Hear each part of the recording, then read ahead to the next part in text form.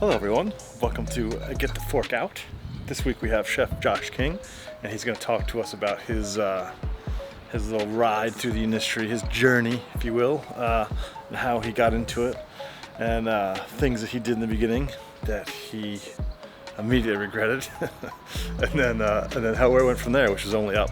Great dude, great chef, super talented, awesome to have him on, and I look forward to actually meeting him in person when it's not COVID times.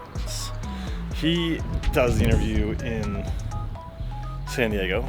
I do the interview in Wyoming, and this right now is shot in Holland. I hope you like the episode.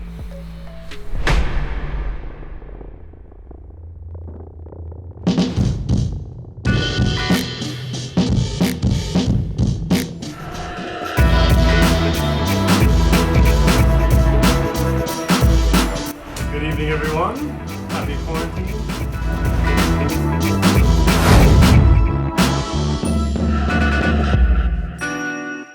Hello, everyone. Welcome to Get the Fork Out. Today we have the famous, talented, slightly infamous Josh King, talented yacht chef. We became friends on Instagram, and there's a cool story behind that, and a WhatsApp group that he started. But we'll get into that later. How's it going, Josh? Welcome. Thanks, man. Welcome, and thanks for showing me this beautiful area. We're in Idaho, is it? Idaho. Just across the border, just barely in Wyoming. I'm in Jackson Hole, and it's unbelievable here. My dad's in the RV, just waiting for me to finish this up. But it's been cool, man. It's been a rugged little road trip. Yeah, man. I think 1,500 miles already, and we both just took the day off yesterday and chilled. But where are you at? Whereabouts you?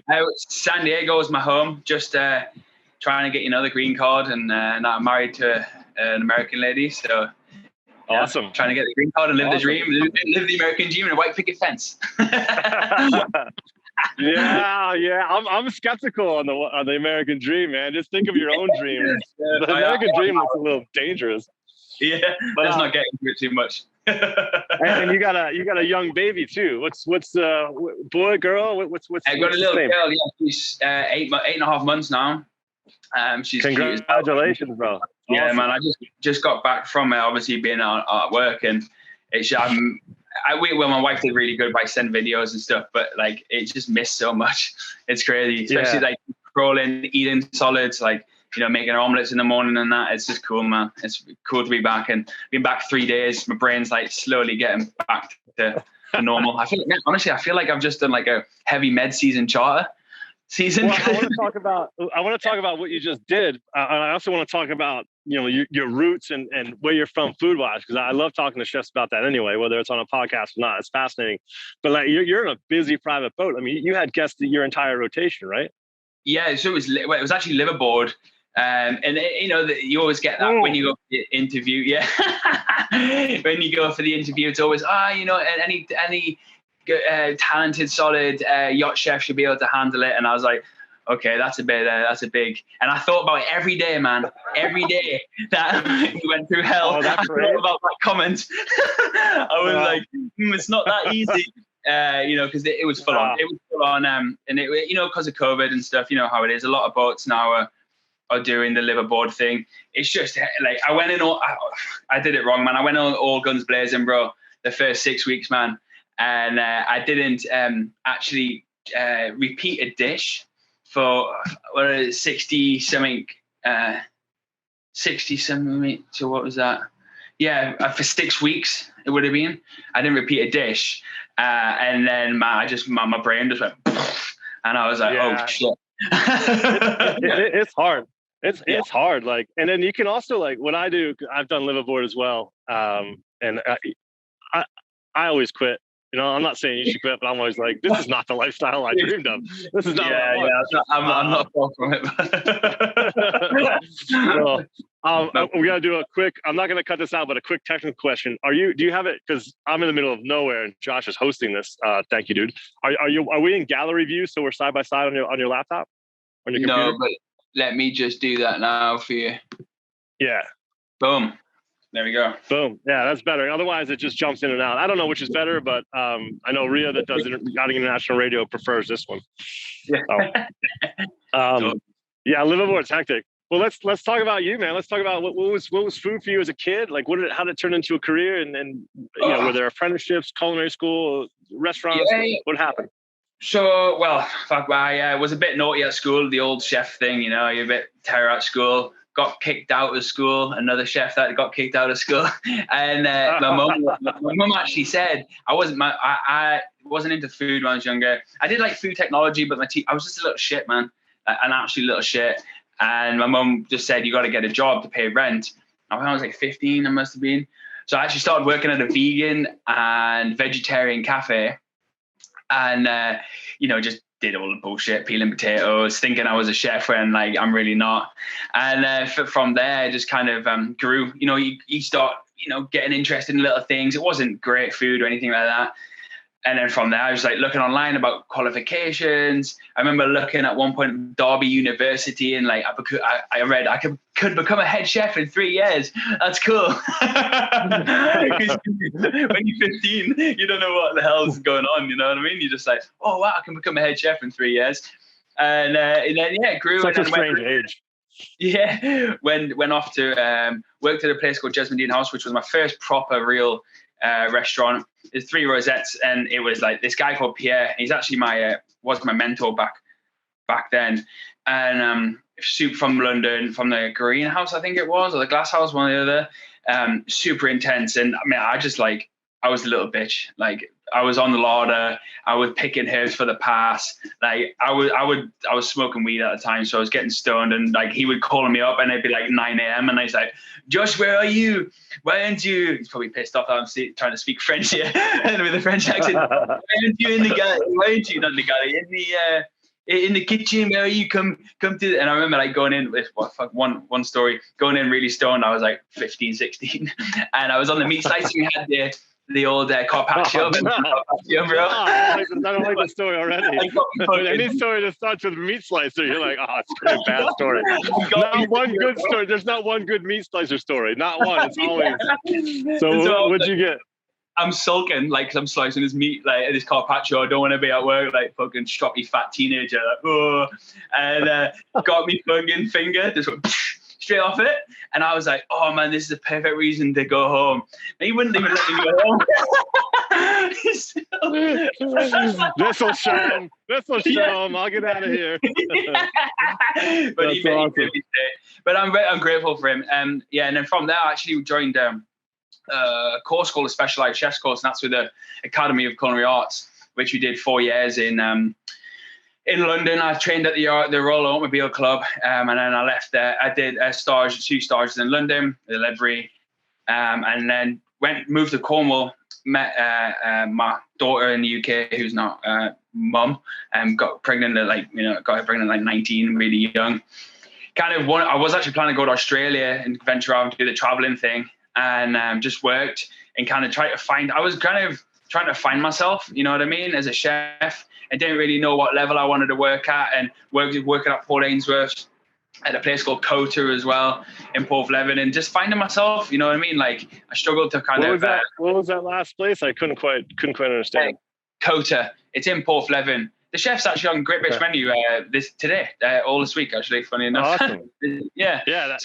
I'm trying to decipher your through your accent and the places that I don't know. So it's challenging because I'm just trying to figure out because I want to know, and I'm sure that people do, like, exactly what restaurant, and then you know where in the world is it? Well, it's all the UK. I think where I was getting was like how I was kind of finding myself. And it took a long. I made some mistakes when I had my daughter, and you know, and I was young. I was growing into a man, and did some stupid shit, and it kind of was trying to find myself. And that's where I joined the yachting industry over for around 23, 24. And like coming from like a 1-star, 2-star, rosette, hungry, fucking arrogant as fuck, thinking I was the dog shit, and just going into a yacht. It was my first boat was this. I don't know why I didn't take it seriously, but it was super private, super like high profile, And I didn't really understand it, you know what I mean? And I went in all guns blazing, thinking I was invincible, and then, you know, and ended up clashing with the head chef after a year, which then totally screwed over my career.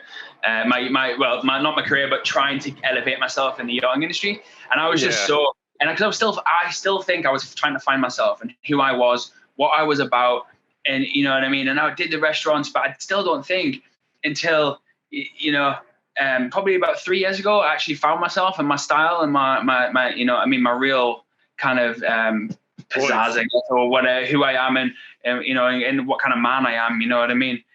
But yeah, and then, so yeah, went to the yachting industry about 23, 24, and you know, grinded it out, fought against the system that's in place, the yachting, and kind of are always objectified about being a yachty.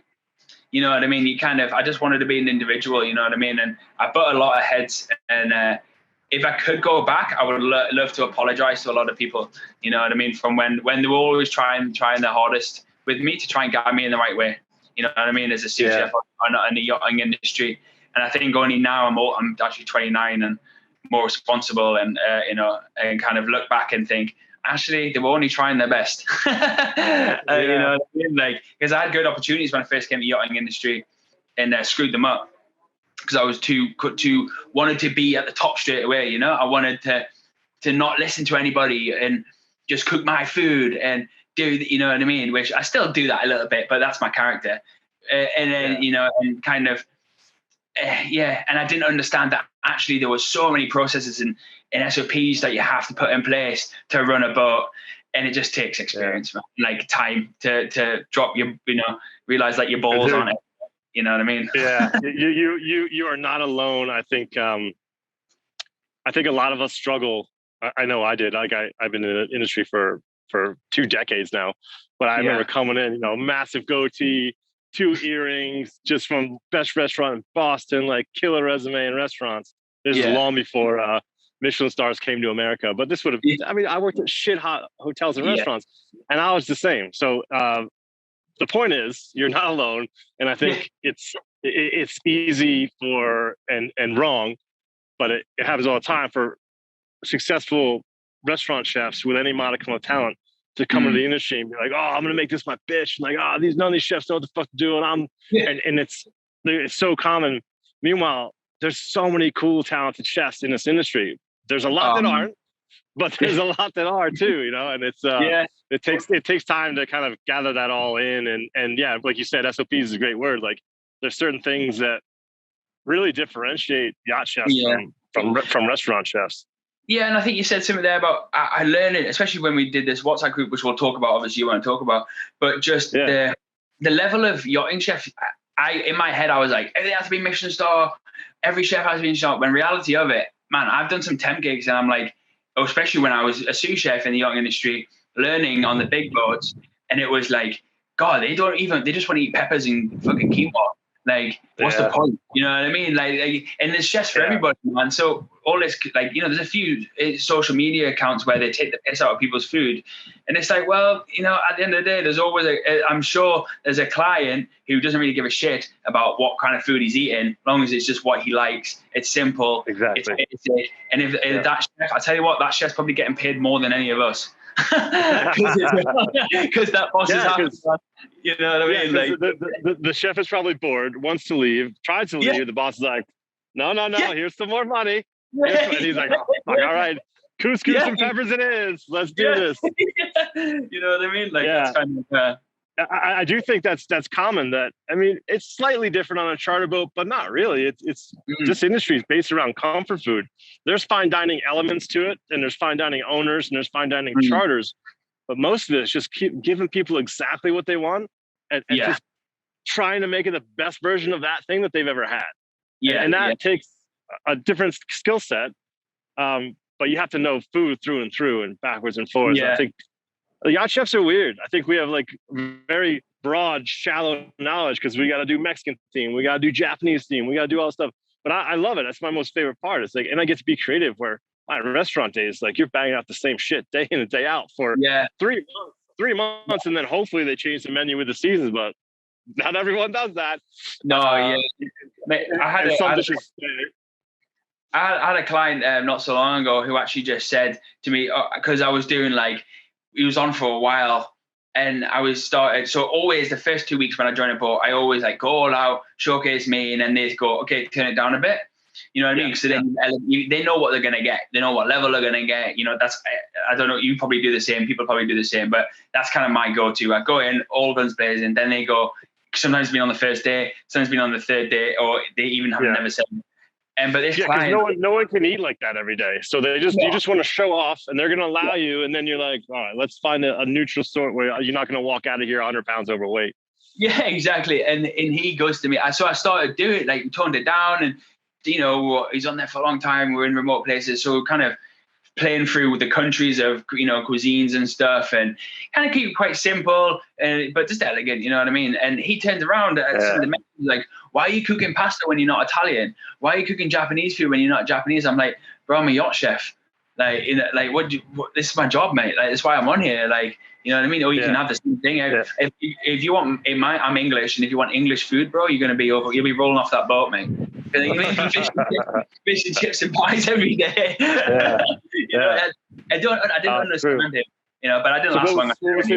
What was his response to that response? Is he like, no, don't do that anymore? Or bro, he just thought he was the dog's bollocks. He had some restaurants and thought he was the dog's bollocks, and it was one of them. I didn't last long on that. I came home pretty efficiently after that conversation. And sometimes it's better that way. You might as well have, like, I wouldn't say intense conversation, but a succinct one, like, because it's a relationship. I mean, that's what this industry is on so many different levels. I had this really gray, wizened, Gandalfy captain tell me about this industry is almost only based on relationships and personalities. So you might as well, if it's going to be a clash and you can sniff out a clash, might as well be like, fuck it, it's not going to work, or try to make it work if there's some redeeming qualities of some sort. But yeah, I agree with you. It's just definitely sometimes it doesn't work. It doesn't mean you're a bad chef. It's just like the right fit.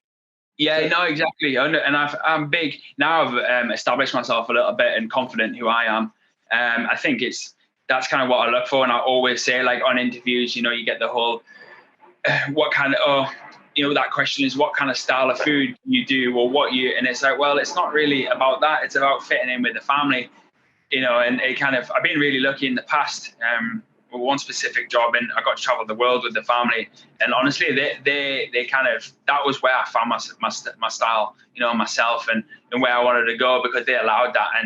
And I think there is families out there to work for where you adapt, and you put extra effort in, you know what I mean, when you align, you know what I mean. And it was good times. What would you say your style is now? Like, if you were to, you know, put like a description on, you know, underneath your restaurant's kind of menu, like 2 sentences, like, what do you think? I think my style, obviously, you have to, yacht chef, you have to be varied. So forgetting that's like, that's your job, your day job, being able to do everything. Like, I'd probably say I really focus on kind of telling a story with the ethos of ingredients, being like, so whenever, especially I learned a lot in Mexico and South America, where I was able to go and absorb cultures, or absorb techniques, or like meeting a farmer, and he doesn't grow much, but the laughing of going to this big farm, and he's got like amaranth or carrots, and that's it, like, in that story. And then from there, my brain will work where I'll like create a dish where it just expresses what I've experienced. And it's kind of you celebrate it, and I'm very, when it's my food, like they want to taste my food, it's very kind of it's a little quirky. Sometimes I put some stuff on there that it's, you know, they're a little like, oh fuck, that's a bit different. When they read it and then they eat it, they're like, oh shit, that worked. And just and have a bit of fun. Like, especially with my food, I always try and have a bit of fun and a good laugh. And, you know, not everything's, you go and eat at the best restaurants in the world, man. Like, I listened to your podcast earlier, you went and eat at Noma. Like, there's plenty of restaurants where you're like, wow, did that work or did that not? You know what I mean? But it's an experience. And that's that for me, if food's like, food's an experience. And that's definitely my style, is more like, you're going to go through a little bit of an experience, and you may not like some of the dishes, and you may like some of the dishes, but that's okay. You know what I mean? I want to know, especially owners, I want to know kind of what they are, but it's kind of, I'd say a little quirky. It's definitely South American inspired. You know, my wife's from Colombia, Mexico, so that's a big influence on me. Being British, like, we have small family. Like, I've got like two mum and stepdad, and that's it really. You know what I mean? Don't, like, with her, she's got, like, you have a family event, there's like 100 people, you know, and they're all like first distant, whatever, cousins or whatever, you know what I mean? And you're like, what the hell? Yeah. And that ethos, you know, and how everything's about the dinner table, you know, and about food, and it's always there's always someone cooking. When you go around to their parents, there's always a mum's always making something, whether it's so simple, you know, it's still, she's doing some food for the family, you know, of some sort. And that kind of, it's a huge, you'll see my menu. You've probably seen my menus I posted online and stuff. It's very South American inspired. It's just I love that kind of, like, the culture, you know. I love the music. Are you going, like, are you ad-libbing from your experiences on there, but then also drawing off, because I mean, South America, Mexico in the last 10 years has kicked off in terms of fine dining. The whole world is impressed with, you know, the Amazon River basin and the countries that surround that, and the chefs that surround that use that resource. Because I mean, my brief interactions on my motorcycle trip to South America with the Amazon was like, these fruits and vegetables I've never seen. They look alien, and they're so intriguing yet intimidating at the same time. You're like, what the fuck is that? All right, let's eat it. Let's eat it. All right, okay, let's discuss it. Let's eat it. That's awesome. That's like kind of where you go there, and you're like, there's so much you don't know, and it's like a big open cookbook where you like you said, the fruits. You try a fruit and you're like, holy shit, that's a real papaya, or whoa, that's like, you know what I mean? You're like, that's what it is. Because in the UK, man, we have apples, bananas. I was going to say, there's no apples down there. You will not see an apple down there. Negative. Not even an orange. No need. No need. And so you have super basic fruits and veggies, and then you go to somewhere like that, and I'm like, my mind just goes, and it just goes like 100 miles an hour. And my wife actually has to calm me down sometimes, you know. Why? What are you trying to do? And she's like, nah, hold back. Just eat out all the time, like just buy farmers markets. Not so much that, but when I'm at work, because my brain's going creativity-wise, I'm like, I'm going to do a pop-up when I get back, or I'm going to do this when I get back, and she's like, let's just get back and take a breathe, and then I get back, and I'm like, shit, I'm exhausted. we work. That's awesome, man. That's a good sign of like a passionate artist, where just like, be damned with everything else. I'm going this way. Don't care. Go that way. That's awesome, man. Yeah, that's cool.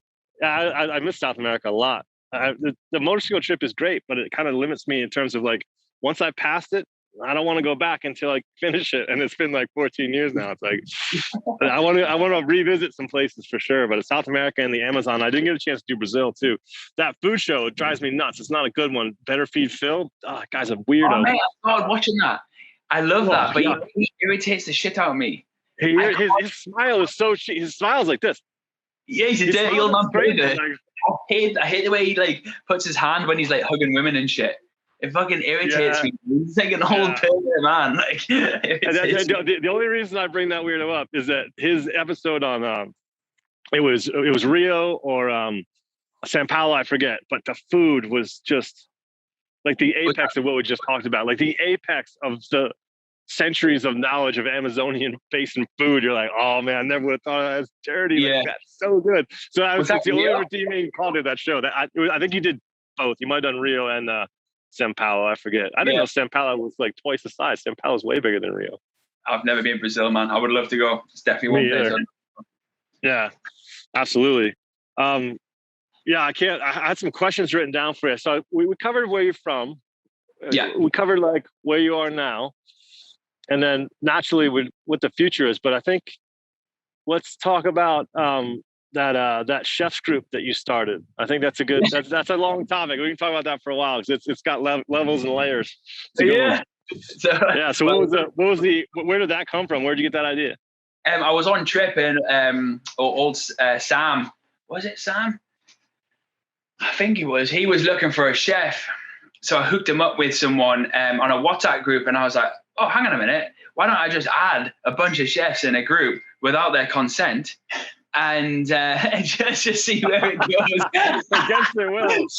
I just straight up added like James, Dean, Sam, and just like added a bunch of people and like put them all as admin and went, there you go.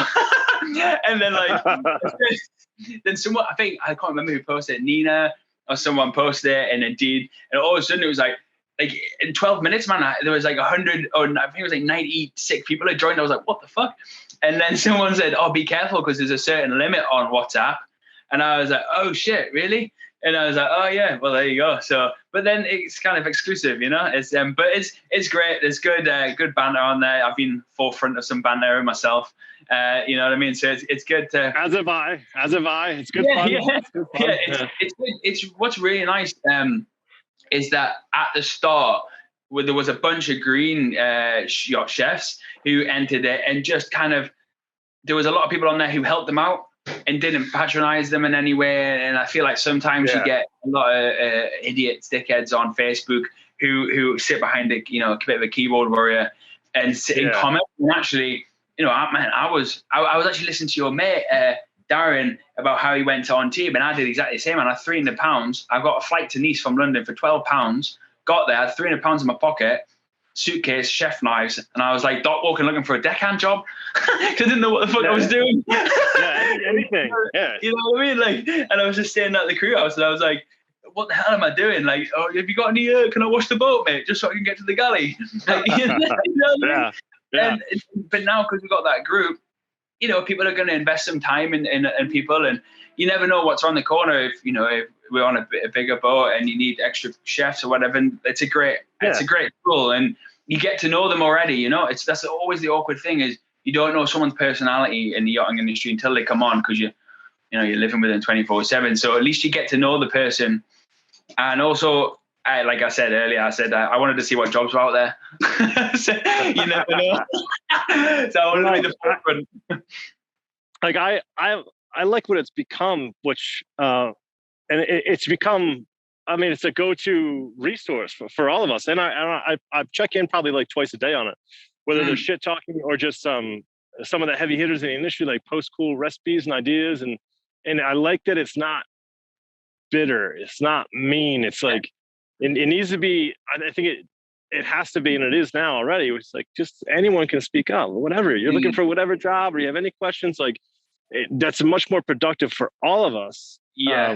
Even the gray ones as well. If we just kind of help each other out and communicate, you just never know. Like you can have this amazing like super talent, but he's looking for a 30 meter, and if you get one of these bitter assholes talking shit to him, it's going to turn that person off. And it's like, you just don't know who you're talking to out there. Yeah. And I feel like it's definitely part of what's happened, like starting this podcast and my YouTube channel, is that, and also with your group, is that we're kind of beacons to the greenies. And I've said this before on different podcasts, and that's our role, man. It's to help them out a little bit, rather than just being that, fuck them, no one helped me. It's like bullshit.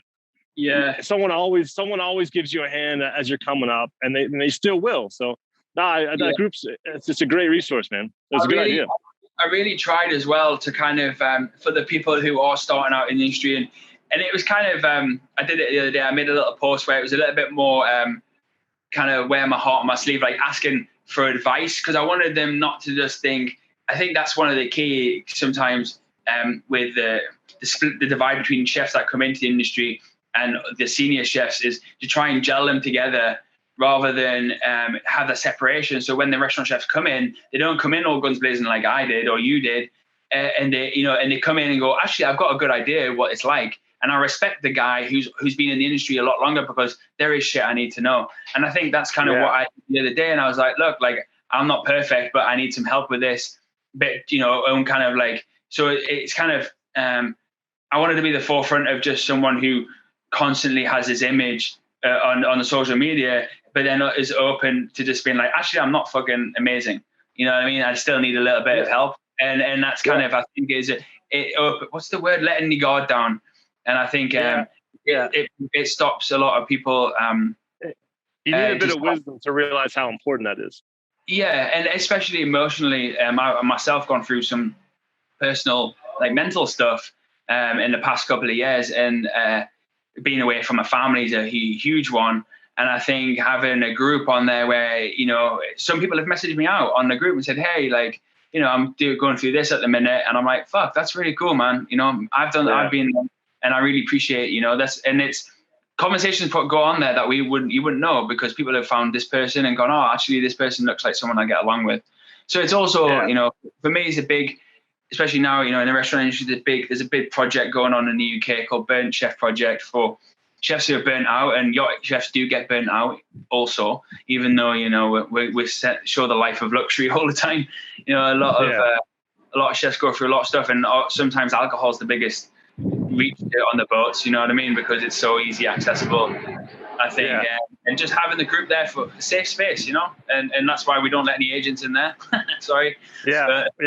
And only a select few provisioners as well, like Ghost and Dennis, and there's a couple more I might add, but it's supposed to specialize.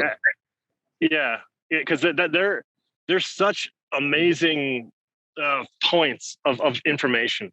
Like they have, imagine having access to, like, I don't know how many clients they have at a time, let's say 30, but all these chefs, maybe 15 of them are ordering the same basic shit, and maybe 5 of them are just going out there, and then whoever has to source those ingredients, and then, like you said, telling a story, like those ingredients that come for a certain reason from these places that are so special and so unique, and you get to tell that story on the side. So I'm all for provisioners staying in there, and I might add a couple, because there's other talented ones that I use too, that, and they know their shit. There's one in Barcelona, and there's one in France. Yeah, or Saber. Sabor, and that's Paul. I think his last name is Healy. He used to work at a 1 Michelin star, and then there's my friend Hannah through Ocean Pantry. Like, she just knows her shit. And like, I've been like back-to-back charters on Magumbo, and she's like, that's your right hand man, like that. She's the one, like, she's up till 2 a.m. trying to find guest requests for you. You know, like that. She's trying to figure it out, trying to figure out all the shipping, all the shit. Imagine if you had to like deal with shipping and customs and that shit, trying to get your food. We wouldn't have time to whoever tells me I gotta do it myself, whether it's the captain, I'm like, fuck off. We're getting this provisioner. There's none of this shit. You want me at the stoves. You want me at the stoves, bro. You don't want me on the phone. It's funny. But back to the mental health shit. Like, it is really stressful what we do. Like, it's stressful in a restaurant, I know, but there's usually a little bit more time off in a restaurant.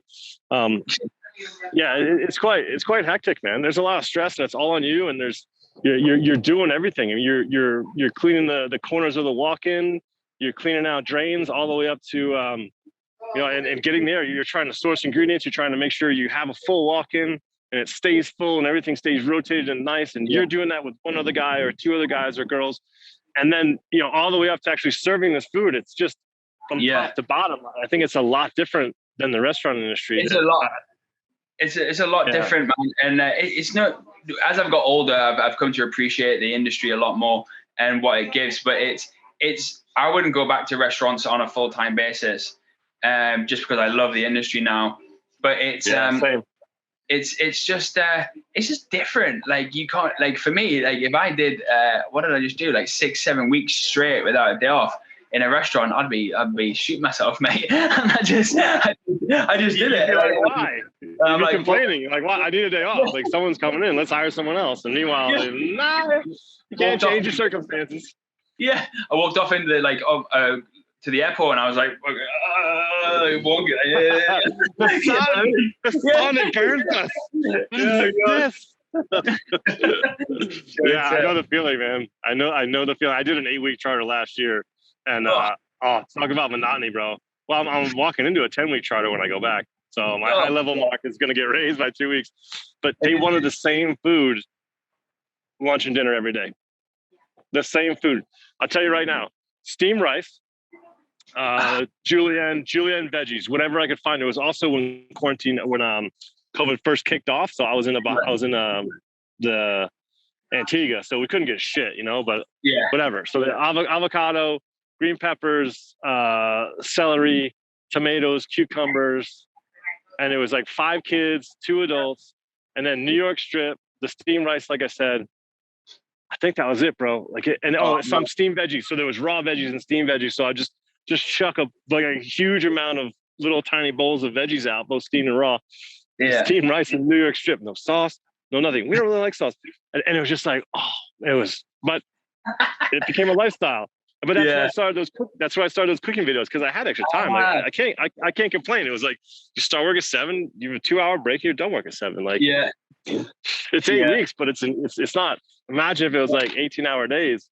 Bro, my the very first boat I went on was just under 100 meters, and we were anchor in Italy, and we just had the little girl on, and she would have Kobe beef, tiny little steak, steamed broccoli, steamed noodles, and that was my welcoming to the yachting industry for like 6 months, mate. And like I was like, this is sick. Yeah, I'm a show pony. I want to show off here. Like, I don't get to show off for shit. I was like that, man. I was so hot-headed. Like, oh god, I wish I could go back and just appreciate that now.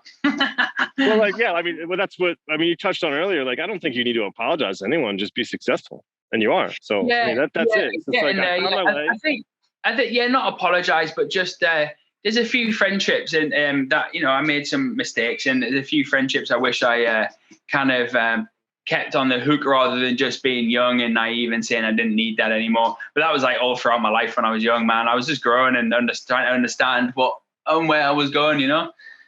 So now I pass it on now to my sous chefs. Like, I had a great sous chef just now, and he's one of the hardest workers. He made me feel old though, and I'm only 29, man. He's 22.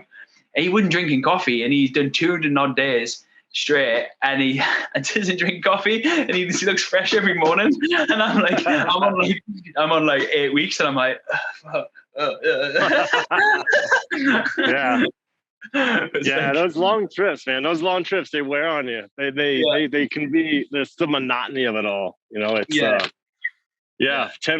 10 weeks coming up. I should do a before and after. Do it.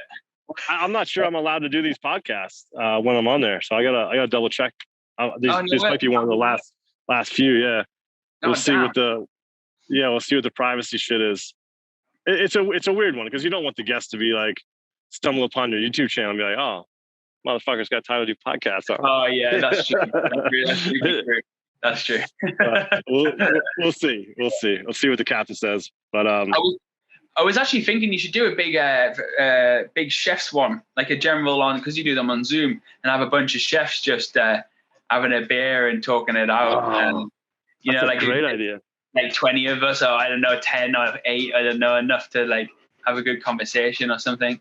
And how do you control the conversation though? We each got to be respectful and not interrupt, but it's hard because everyone wants to say something. Well, it's hard for me. I have questions. You're like mastermind, you know. You're going to be the old. And I can mute people. Now you're done. Question and answer. Next question. I love it. Yeah, that'd be fucking hilarious. Yeah, let's do that. That'd be hilarious. It'd be so good. And everyone has to have a beer, unless you're in recovery, which is fine. Nothing wrong with that.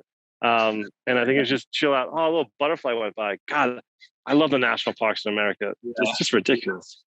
So Dad and I are going to go see bison. Oh, there's a couple birds fighting up there. We're going to go see bison and elk. You're like a cat with a goldfish, mate.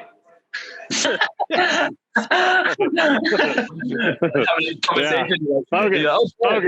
podcast, Brendan, podcast. All right, so let's get to that fun question. You've committed a horrible crime, yet it was for the people. It was done with the right motive, but you committed a felony, an atrocious act, sentenced to death. You can have 2 other dinner guests, but you have a time machine. And so you have two other people, and then who cooks the food? Like, and they can't be friends or family, because that just gets sticky. And then what chef cooks the food? So who would you invite, and who would cook the food? I guess that took forever to get out of my mouth. But do they have to be chefs, or can they be? No, anybody. But you just pick a chef from any time period as well that you'd be. Let's have my last meal before I get axed. Oh God, fuck. What would it be? Who would it be? Who would I want to spend my time with? My last meal. I'm going to say it because my wife's over there sitting on the sofa. Cardi B. No. Go with it. Yeah. All right. Cardi B. I was joking. I barely know who that is. Barely. But no. Who would it be? And who? I don't know. That's a hard one. It would have to be like someone. Oh, Einstein. Just to really see if he was really that clever. And also, I'd just been in the Galapagos, and what really frustrated me was who's the guy? Darwin. I'd like to meet him too, and just to see, you know, what he was really like. Because I had like 24 hours in the Galapagos, and I went just like the restrictions there, and just like how they live on the land of the animals, and the animals don't live on the land of the humans, is really interesting. And I would love to see what he was like, and did he follow what they've implemented now? Because I doubt a guy who come and got on an island didn't abuse something. You know what I mean? Like, you know, he's definitely. Nobody know that all that shit carried on for almost 2 centuries. Like, that's pretty epic. Yeah. All right. So you got Einstein, you got Darwin. Who's cooking the food? What chef? Any time period? Escoffier. Has to be Escoffier, man. All right. Yeah, it has to be, bro. Because that's what French food was. Let's see. All right, I like that. Just so I can see what the real classicals really tasted like. Yeah. You know what I mean? Like, instead of the 100 years, more than 100 years down the line, like they've been bastardized. It's like the Bible. It's been rewritten, reinterpreted. Exactly. Yeah, that's a good one. That's a good one. I think the hard thing about this conversation to have is like, I think Einstein and Darwin would be so keen on the future, and like, they'd be peppering you with questions. Like, I know. That would be such a struggle for them. What a horrible place to be in. Because I know if I was invited to a dinner like that, I'd be like, well, what's happening now? What's the story of humanity? Tell me what happened. Who would you pick? You know, it's like, who would you pick? I gotta go with I want sweet baby Jesus. Nah, just kidding. Full grown Jesus. For sure. And part of that is I want to be like,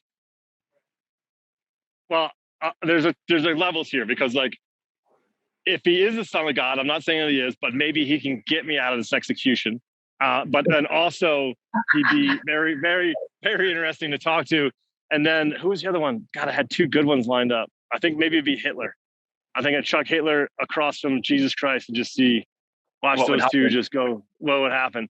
And I think just for modern day Escoffier, I'd want the Adria brothers. I think it'd have to be, for me, it'd be the Adria brothers, just to be like, because I've met Albert a couple times. I've eaten I've never ate a bully, but I think like just an epic meal from those two, which I don't think will ever happen again. And I think they are the Escoffiers of our future. I think Escoffier gets kind of left in the dust with a lot of things, that changes that we've seen. But Escoffier was my second choice for sure, because I'm like, I want to meet the dude. I want to hear all about this legendary figure. Well, mate, there's like recipes like in the book that they're in French. The original ones. When I was an apprentice, I did a dinner for 100 years. So it's nearly 100. Must be 115 years, because I've been cooking for nearly 15 years now. And it's like he did something which was at the time was the trend, but he was doing it back then. And I was like, it just shows you, man, like he was doing stuff that we've been doing, obviously to a certain extent, not now, because obviously we've got, you know, equipment, etc. But when it was, you know, all the foams, all of this kind of stuff, when, you know, when it was in trend, like back when I was an apprentice, that was like, he would already been doing that in this guy, and it's in the his book, the really little sketch in front of me.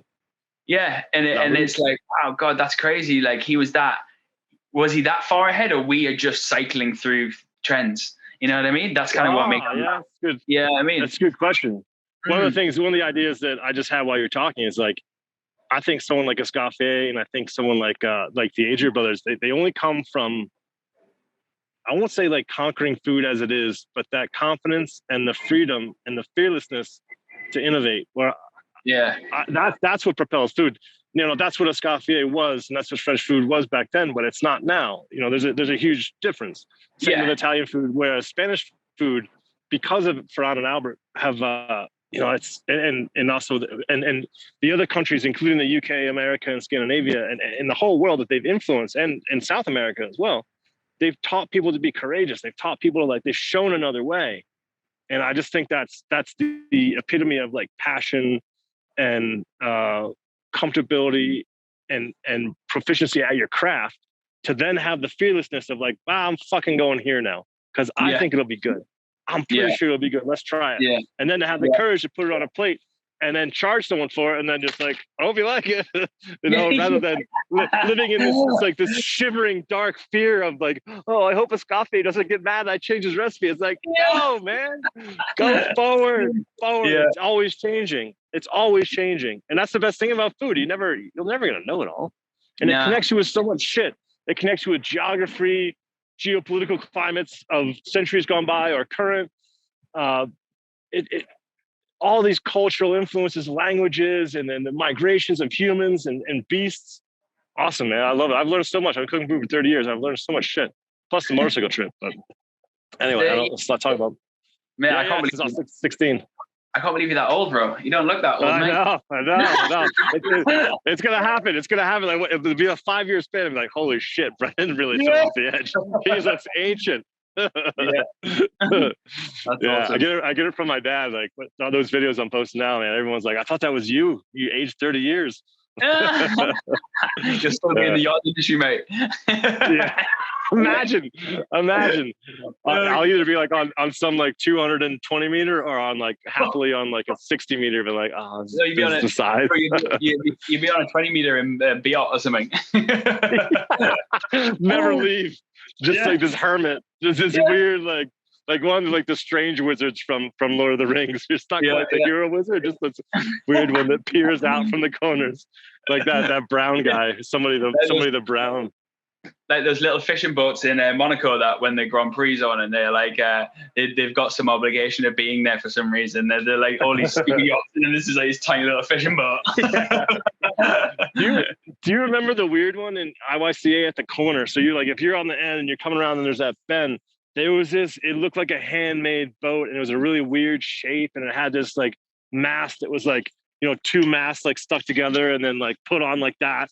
Do you remember that? I haven't seen it in like 4 years. Like, the guy was so sketch.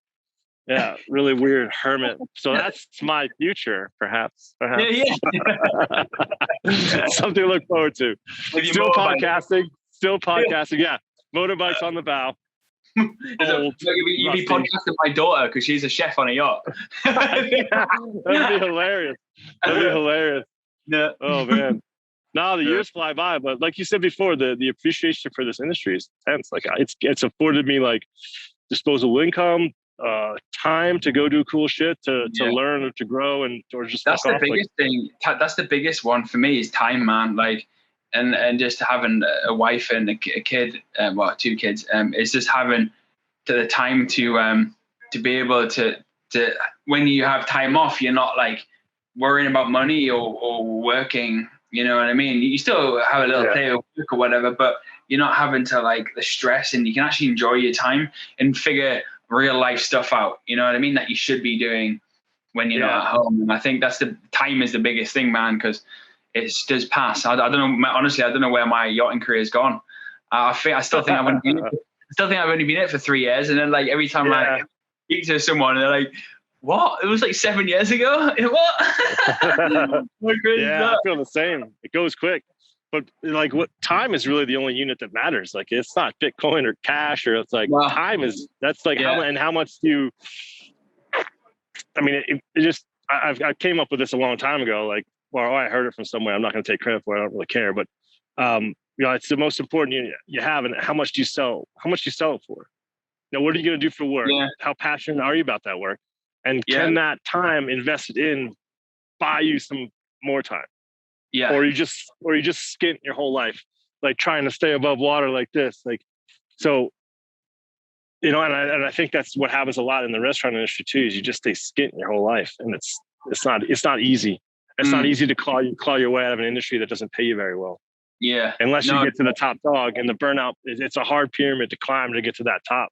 I felt like when I was in restaurants, I did not know or meet a lot of happy restaurant chefs whatsoever. No. Drug, alcohol, divorces. That's what I saw. I was like, nah, I'm gonna pass. In the yachting industry, give me exercise, bro, and being able to like just because you're around people who are so fit all the time that like the deckhands and the stewardesses, and you're just like, God, you can't be that fat, lazy chef who's drinking all the time, because at the end of the day, the crew aren't like that. And you've got to match what and they want to eat healthy. Yeah. And guess now, like since I came to California, my food's changed again because of my lifestyle. You know what I mean? I train CrossFit and Olympic lifting, and I'm still trying to get my diet in order and what works for me when we're being at work and also being at home. But like the yachting industry opened my eyes to exercise, man. Like, and it's like for me, I put as much energy and kind of got blinkers on when I do exercise or CrossFit to when I used to party. You know what I mean? Because you just I disappear for 4 or 5 days, and everything around me, and then I'd wake up and go, oh shit, I've got so much to sort out now. I've just screwed everything up. Yeah. You went into like a time machine and disappeared, and then you come back like 4 days later. You're like, oh wow, everything's a mess around me. But I think you said your food has changed since you came to California, but like I firmly believe your food should always change. It should always be influenced. It's gonna be. It's awesome what hits you over the side of the head. And you're just like, where did that come from? That's just crazy. Oh, I learned that from there. Like I learned that from that experience. I did that tasting menu in a 10-course one, 11 courses. And the dishes I've done over and over again, and I kind of like trying to perfect a few elements and just get better at some of the dishes, and and grow and establish them and figure out how to do it in constraints, you know what I mean, and different scenarios. And every scenario I've done, every time I've done in one of those dishes has been a different yacht or a different environment, whether it's at home or on a boat or mansion or whatever, jet, whatever, you know what I mean? It's always been different environments. So for me, it was when I finally just came back from when I did the menu, I was like, holy shit, where did all those dishes come from? Where did I actually, all those dishes are individual and unique to me. They might be copies or relevant to food restaurants I've been to or, stuff like that. But it's unique to me, and when I've done it, it's got its own style, its own quirkiness, its own unique presence, and I kind of stepped back. I was like, gosh, shit, it's really amazing how I've come across to be able to develop this menu, which I think represents me as a person and as a cook, Well, I remember you posted that menu. I'm gonna take a longer look at it after having this great interview with you. Like, I think that's when you talk. I guess all the guests too. They remind me of certain things because we're chefs talking. And like, I remember when I first left, I left this restaurant Biba to join yachting, like best restaurant in Boston. Like Lydia Shire's just this famous ass chef, like first real big female chef on the scene in Boston. Julia Child's personal friend, like she was just banging. And it was like, the menu was like American eclectic, what they call it. So like we had a tandoori oven, we had a pizza oven. The bread basket was focaccia, naan bread, and sourdough. Like it was like, no, and she traveled her ass off. So that was a connection. One of the connections to travel with me was her. I was like, no, you got to go there. You can't do a dumb American interpretation of a curry. You got to go to India, or you got to go to Thailand. You have to learn it. You have to get it from the source. So I stole a shitload of dishes when I first got in the industry. Like that was it. I was like regurgitating stuff that I cooked for a couple of years, day in and day out. And then now, and I'll get back to you in a second. And now, like I've just sniped off the things that I want. They're just techniques that I take. The combinations are different. But I think with that menu that you did, and like I said, I'll take a longer look at it, is like you have a personal timeline inside each dish where this is where it came from, this aspect of it, this aspect, and it's like, it's you. Yeah. But it's like there's a really cool, what is it like? Someone says it like almost like Picasso. It's like dumb people imitate, artists steal. It's something like that, where it's just fucking take it, make it your own. Yeah. Nothing. And that's what chefs do. It's just what we do. and it's food, man. Like, you know, at the end of the day, it's not a crime. You know, like exactly. Everything we do turns to shit anyway. So you might as well just take it. Like prove I stole it. It's gone. Especially in the yachting industry, like if you do long, like let's say I just talk about the Liverboard situation, we were like that. That's a lot of menus, man, and you've got to be creative. So you're constantly on social media. You're constantly on Book. Like, you know, that guy on the WhatsApp group put in all those PDFs. Like, some MOOCs were great, some MOOCs were not. Oh, but yeah, just reading through them, and it was like there was like 100 books on there, and I was like, shit, man. That should be I wish we had stickies on that thread, just so everyone knows that resource is on there. Yeah. I know where it is. I saved it. So if we ever need, I think it should get posted once a week. Like, don't forget, there's like 10 grand of cookbooks right here. Like, don't forget. Yeah, well, Mikkel actually has a shit ton of books when we worked together. And you guys worked together? Yeah, that's how we met years ago. That's how we became best friends. Like, just through, I went and helped him out, and then we ended up doing this virtual pop-up on social media on the boat, and we would do like dishes for people on social media. Like, it was a virtual pop-up. It was pretty cool. It was good. That's where my followers pretty much came from a little bit before that as well. And we did this for with, you know, a little bit of promotion from Justine as well, and just kind of like, just banged out some banging food, man. It was good fun. It was real good fun. We tried to do it again, but it just flopped because we weren't actually together. We were on different separate boats. You know what I mean? But yeah, we met, but he introduced me to this guy in New York where you send your books off, and they cut off the binds, they get rid of them, but they scan them on PDF. Mate, I think Mikkel's portfolio of books on there is just outrageous, man. Every time I see him, I'm like, update me, mate. Yeah, shit. Yeah, and do they get your books? Do you get your books back? No, they're gone. Yeah, they're gone. Yeah. Well, that's why I buy ebooks now, because most chefs, not all, and then if you go back in time a ways, of course not, but you can get ebooks. Yeah. And there's actually a really good. I think Nina had it on her social media. It was like have you seen that paper? It's like a paper. Remarkable. Yeah, man, that's like insane. Banging. I know. I've looked down the barrel of buying that like 3 times. Like, am I gonna fucking use this, or is this another waste of money? Like, I'm getting there though, because it's so cool.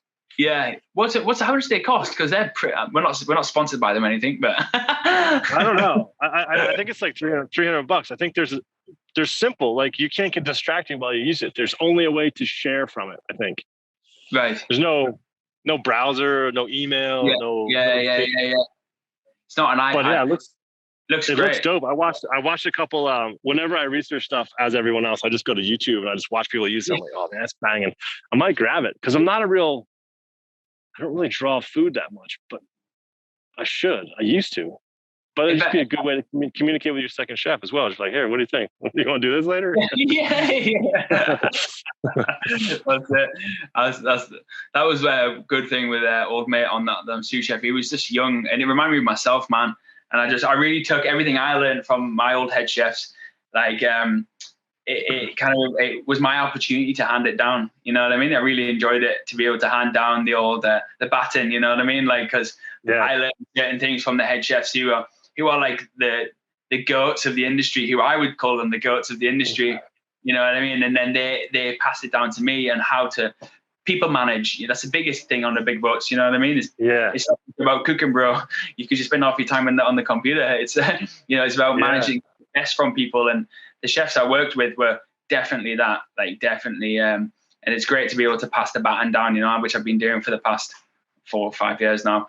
But it's really kind of doing its thing now. Yeah, it's good to get some good stuff.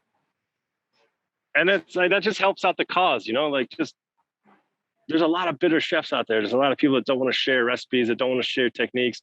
And a lot of that bitterness, I think, comes like a defense mechanism. It just comes from fear of exposing yourself emotionally, like, oh, maybe. And like, we all fear that. We all have that in our life anyway, but I just like leave the youngins, like, build them up, like. Yeah, exactly. Try to be a bit of a mentor if you can. It's like, it's a gift to be a mentor. I think for you guys, like, you've been in shit a lot longer than me, but for you, it's like, you guys, who've been in the industry a lot longer, like, you know, that it really intrigued me about that Darren guy. I've heard of him, it just being like, he's been in the industry for a while, you know what I mean? But he's on, you know, that program he's on, and just like, it would be great to see how he does it. You know what I mean? Yeah, just I thought the same. Yeah. You know, because it's such, when you get to like a senior level, you kind of like, okay, that's why it's, you know, the big boats are fun, because it's totally different aspect to how to do a 60 meter, 70 meter, 140 meters different, you know what I mean? And it's more way to different. Learn. And I think it's great for especially the older guys who do usually get the bigger boats, because you know, they've got great connections and great references from, you know, the top captains and stuff. It's good to for them to be able to pass the information down. And I think especially the WhatsApp group is gelling the new guys, myself, who are in the middle of growing to become a good yacht chef, and then also the old, you know, like yourself and obviously Darren, and there's a fair few guys who have been in it who aren't on social media, you know what I mean? Because where you branched out, but there's a lot of good chefs who aren't on one of my mentors in the yachting industry. He's not on. He's only just got social media really, and he's as big boat chefs go, like head chefs, man, owner chefs. I learned a shit ton from him, but he's still behind on the social media. You know, he still thinks that nobody can know what boat you can work on, and you know, and all that kind of stuff. It's that. You give me a really good idea. I think Darren would be keen, but maybe your friend will do it too. Just to do have Darren just break down his organization. The problem with Darren is that it's a real NDA secret boat. Yeah. So he won't be the one to be able to do it. Maybe none of these guys can, to be honest. But yeah, that's the thing with the big with a lot of the huge boats in it. There's such tight. I'd love it. And like we all have access to Darren through that group anyway. But it'd be so cool just to like sit down with him with a few beers and be like, how do you organize? And like, I can't say numbers. Yeah, I can't get into it. But how do you organize this amount of this and this? Because I don't have to in my career. And let's talk us through it. Like, I'd love that.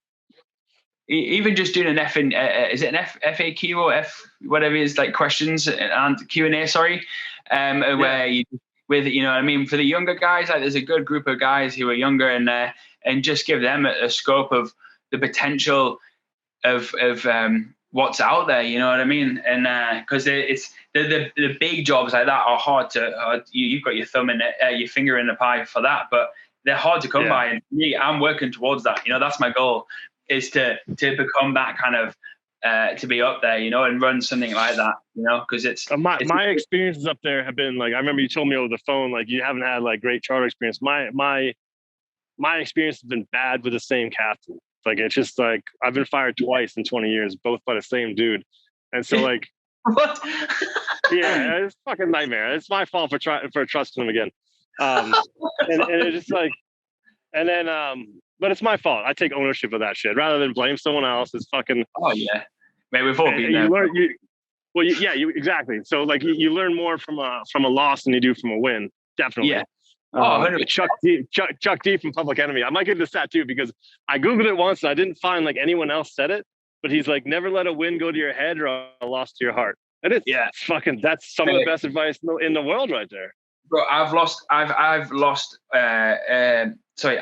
the most from jobs that didn't work out.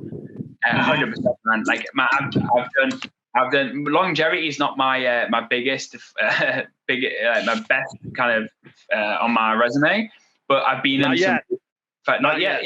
Fantastic, fantastic boats. But I don't see that as a downfall, and I wanted to express that actually, like not to.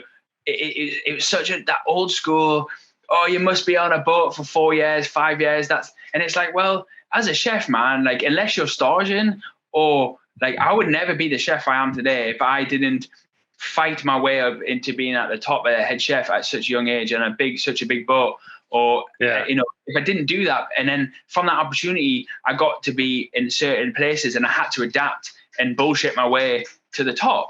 You know, to be able to get to learn fast. And I made some mistakes. I made some bad judgment calls, but I learned from that, and now I'm much better at much better. Because instead of staying in a position for 4 years, I've not really experienced anything. I've been under someone, or I've been working for the same owner for that long. It has its pros and cons, you know. Resume, longevity works a lot. But if that's your personality, a lot of times I get the right jobs and they don't really give a shit. I haven't been on a boat for 4 or 5 years, and it's it's finding that balance. And I've always wanted to express that to people coming in the industry. It's not. Don't worry, the industry's changing, I think, on recruitment side. Yeah. And I think, especially now, you don't really need agents, not in the galley. You know what I mean? You can got too many tools. Yeah. Social media is a massive tool. And to what you said before about just kind of like, I think someone posted on the group about, should I step up to the 70, 80 meter? It's like, fuck yeah, man.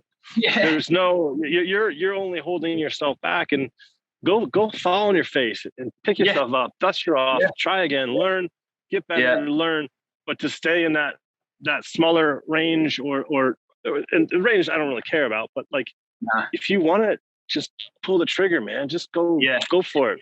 And then don't worry if you fail. Fired. If you haven't been fired in the yacht industry, you're not a yacht chef. It's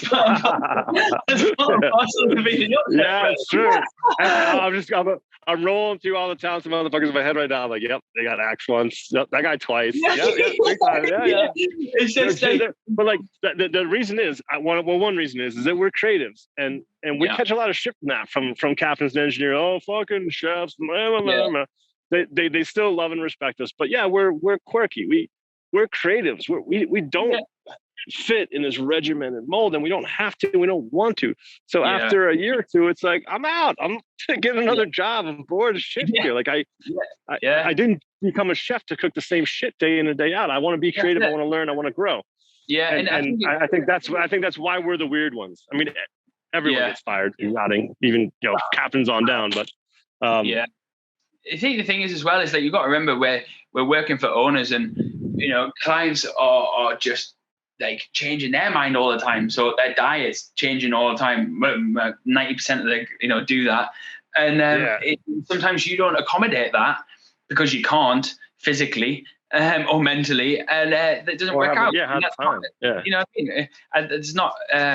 Maybe when I got fired when I first started the industry, I left on bad terms. But once I learned that, it's like every time now you leave on good terms. You know what I mean? It's not it's not a big deal, man. Sometimes you part ways for good reasons, and it's no one's perfect. Yeah, none of this shit comes with an owner's manual that you're supposed to read and adhere to. It's just all like, let's see if it works. Let's see, like, fuck, do the best we can with this. But dude, there's so much more we can talk about, but I try to keep these around an hour. I'd love to have you on again, or I love your idea of getting a group together and a bunch of dudes, a bunch of guys and girls drinking beer, talking shit, exchanging stories, and a cast of characters, like all ranges of size boats. But I'm going to do a shout out here with you, but like any ideas, like you mentioned those people in the Galapagos that might be interesting podcast guests. If you think of anyone, and I can post in the group too, like just people inside food and inside yachting. Doesn't have to be necessarily inside yachting. More, I think, lean more towards food, because we can all relate to that. But yeah, and if anyone has ideas, post them in the comments as well. Yeah, definitely. I had a good one just before we say goodbye. It was you should get a restaurant chef on and talk about his challenges. You know what I mean? Yeah. And to that kid. I got this. I want to do this guy in Estonia. He's half Japanese and he worked in Japan for 3 years, which is hardcore. His stories were insane. So he's and then he also worked at Favakin for a couple of years. So real high up in the top 50. Yeah. And now he runs this sounds like a step down, but if you have this food and if you appreciate food, he runs like this barbecue place in Tallinn, Estonia. It's just dope.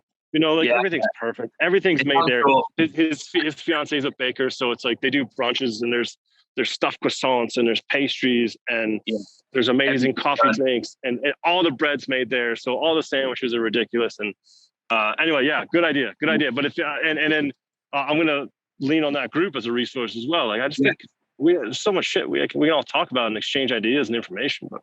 But thanks for coming on, man. Thanks. My pleasure, man. Let's do it again. Let's do it. Yeah, I look forward to having a beer with you in person one day. Yeah, hopefully in California. Yeah, I hope so, man. Hope so. Cool, bro. All right, Cheers, everyone. bro. Thanks for joining. I hope you enjoyed Get the Fork Out. See ya. See you, man. I hope you liked that chat with Josh King, super talented chef. Seems like a fun dude to work with. I'd love to get the chance to do a pop-up with him someday. That might be in the works. We've already talked about it. This week coming up, we're gonna have Ed Dunnett. I'm interviewing him while I'm in Holland, and then he'll be in Nice, France, and I'll be driving to Germany. It's just nuts. I think after this is the last episode that's going to be guerrilla. The rest are going to be on board, if I'm allowed to do them still, which is always up in the air in the yachting industry. But again, thank you for watching. Stay tuned, like, subscribe. Ed Dunnett coming up next week. Get the fork out. Just seen his food on Instagram. Awesome stuff, awesome style, great menus. I should probably do that without burping.